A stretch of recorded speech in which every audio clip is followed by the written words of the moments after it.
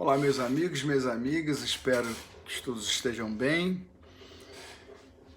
Estou de volta aqui mais uma vez comentando um tema pulsante que interessa não só aqueles que trabalham com direito, mas também aos amigos e amigas que diariamente acompanham o noticiário nacional.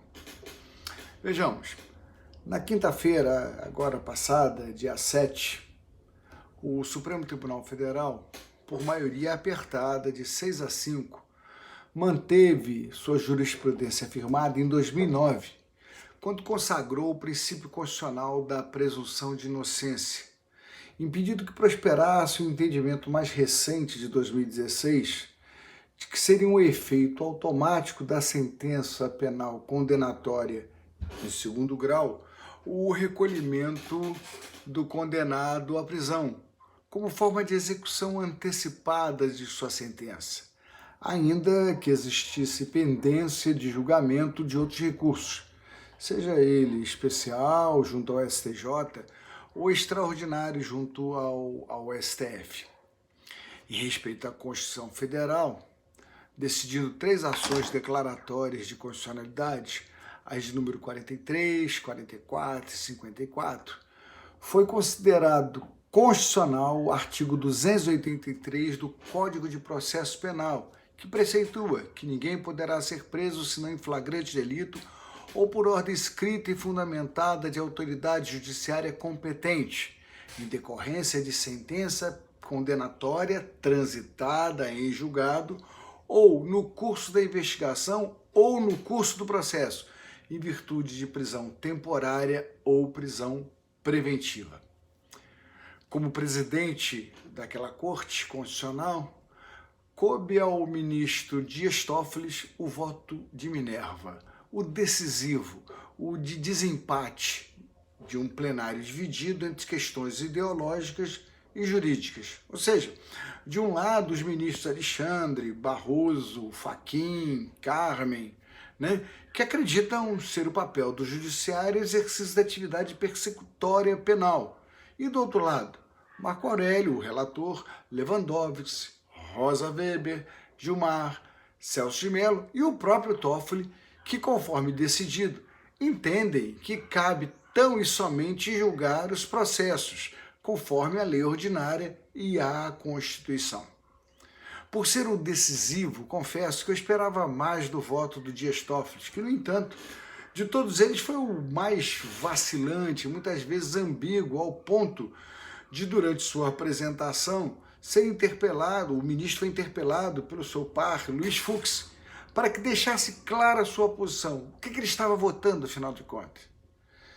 Já tive a oportunidade de dizer em um post, aqui mesmo em redes sociais, que o voto do Toffoli não foi o pior dos votos.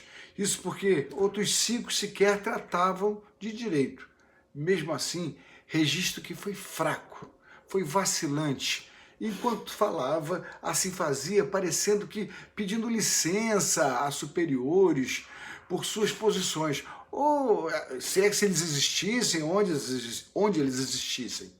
A mim, bastante constrangedora essa inclinação.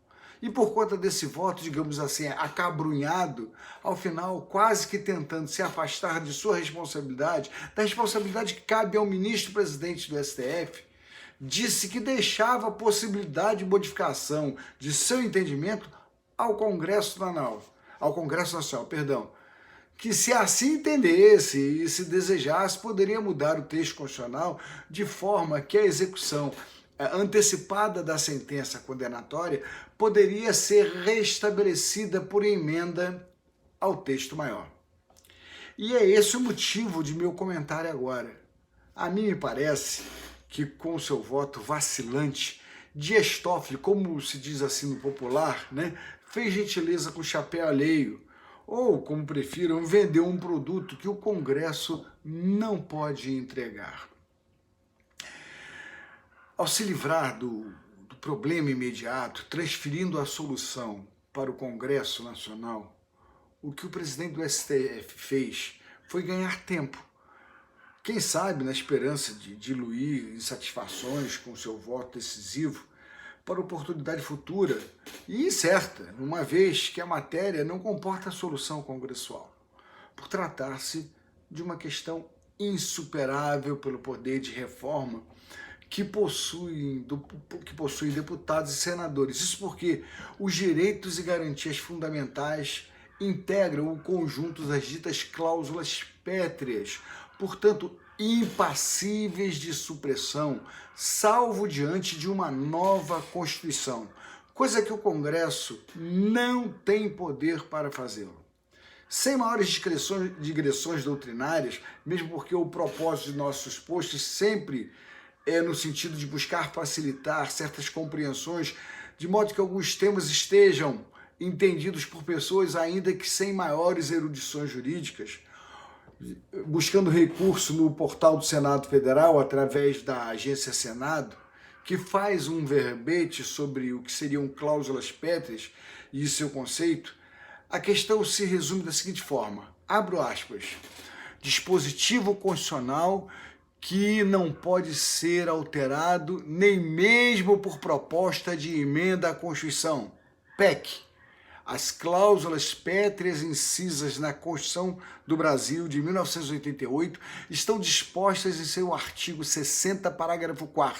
São elas: a forma federativa de Estado, o voto direto, secreto, universal e periódico, a separação dos poderes e os direitos e garantias individuais.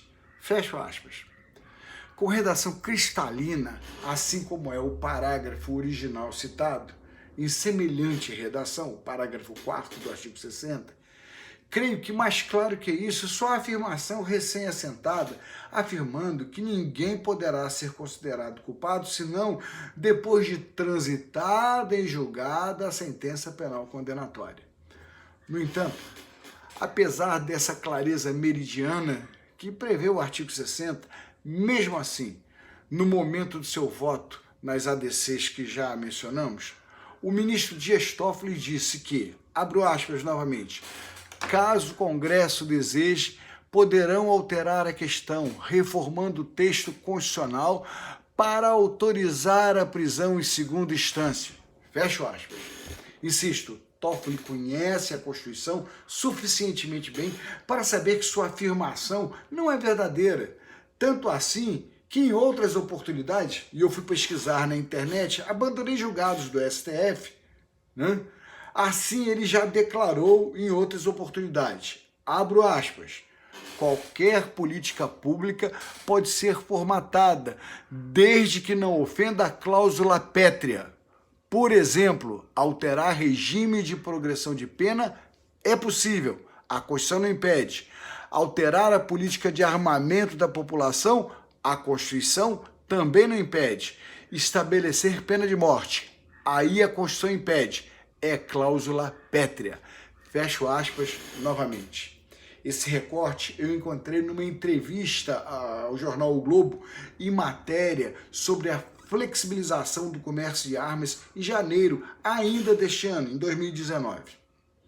Quanto aos movimentos mais eriçados de deputados e senadores, creio que mais por conta de um jogo de cena, ou como se costuma dizer, mais preocupados em jogar para a torcida que por desconhecimento do impeditivo constitucional, no sentido de tramitar com urgência uma proposta de emenda à Constituição, uma PEC, né, que permita a antecipação dos efeitos de uma sentença condenatória penal antes do trânsito em julgado, permitindo a prisão, enfim, o aprisionamento, né, antes de que sejam esgotados todos os recursos possíveis.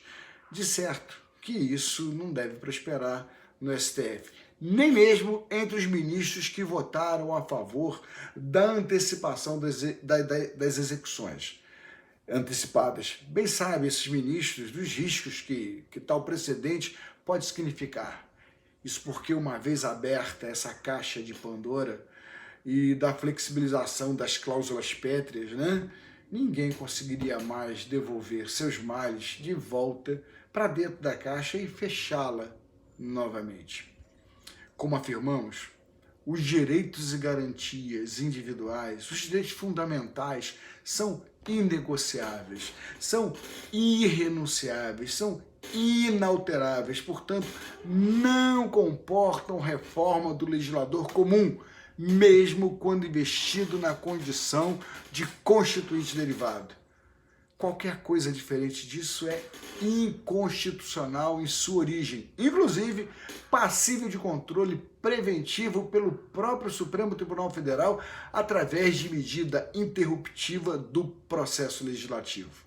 Desse modo, Dias Toffoli deu um drible na opinião pública, se é que podemos dizer assim. Isso para não dizer também que passou um conto de vigário na massa leiga. A flexibilização de um direito fundamental é impossível em qualquer hipótese. Esses direitos são protegidos por uma barreira, possuem uma proteção, que é a dita cláusula pétrea. Portanto, não podem ser alteradas pelo legislador ordinário. Cabe ao Senado, ao presidente do Senado ou da Câmara, impedir tal despautério, caso assim não o façam, ao próprio STF, que Toffoli preside, de maneira que possa obstar mais essa aventura. Por hoje eu fico por aqui, volto em oportunidade. Amigos e amigas, uma boa semana para todos. Espero que eu possa ter contribuído de alguma forma nesse debate.